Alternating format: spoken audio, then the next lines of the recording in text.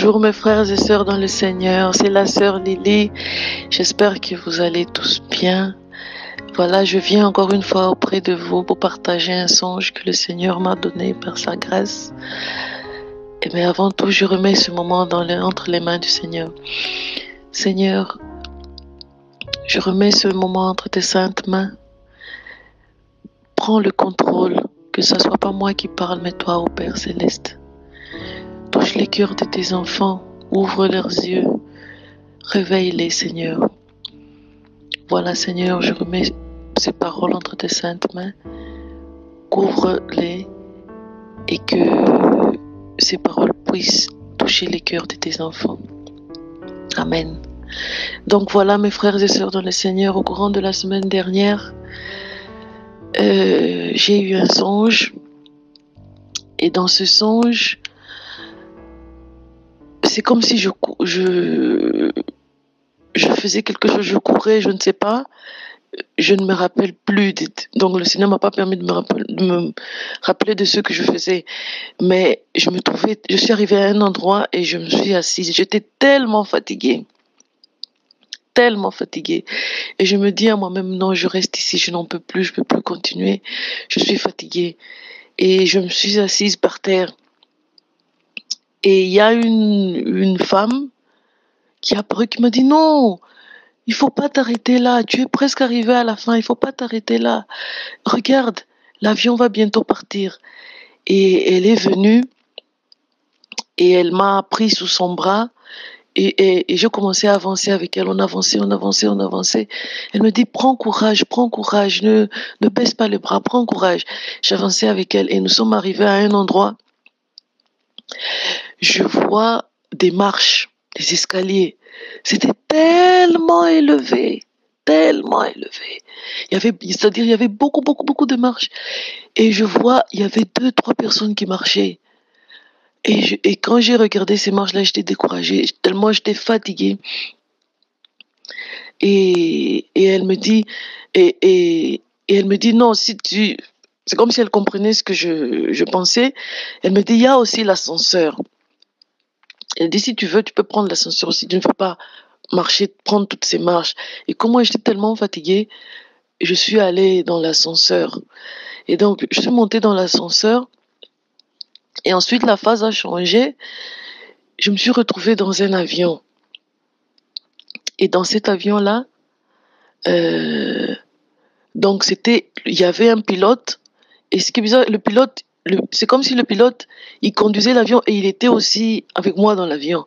Et j'ai regardé autour de moi, mes frères et sœurs dans le Seigneur. Il y avait 2-3 personnes. Il y avait très peu. L'avion était presque vide. Et le songe s'est arrêté. Mes frères et sœurs dans le Seigneur, je vous en supplie. Examinons nos cœurs. Rejetons toute œuvre de la chair. Sanctifions-nous quotidiennement. L'enlèvement est très sérieux. Nous devons prendre au sérieux notre vie chrétienne si nous voulons être enlevés. C'est la 2e fois que le Seigneur me montre l'enlèvement qui a lieu et qu'il y a très peu de personnes qui partent. Comme il dit dans sa parole, comme au temps de Noé, comme c'est ce qui s'est passé au temps de Noé, ce sera pareil au temps de l'arrivée du Fils de l'homme. Au temps de Noé, oui, personnes n'ont été sauvées. Donc, vraiment, le Seigneur nous exhorte encore tous de prendre notre vie chrétienne au sérieux, de rejeter toute œuvre de la chair. Nous devons mettre en parole la parole du Seigneur. Nous devons mourir quotidiennement, mes frères et sœurs dans le Seigneur. Que nous ne soyons pas habitués à la routine, c'est-à-dire ne soyons pas sages à nos propres yeux. Nous devons nous examiner quotidiennement et demander toujours au Seigneur, est-ce que notre façon de marcher lui plaît? Est-ce que nous marchons toujours conformément à sa parole? Ou peut-être que nous sommes là, nous disons oui, nous sommes avec le Seigneur, mais nous pensons que nous sommes toujours avec lui, mais nous sommes déjà éloignés. Donc voilà, mes frères et sœurs dans le Seigneur, c'est une exhortation que le Seigneur nous donne, examinons nos vies, sanctifions-nous, parce que c'est vraiment, c'est terrible, ça fait mal au cœur.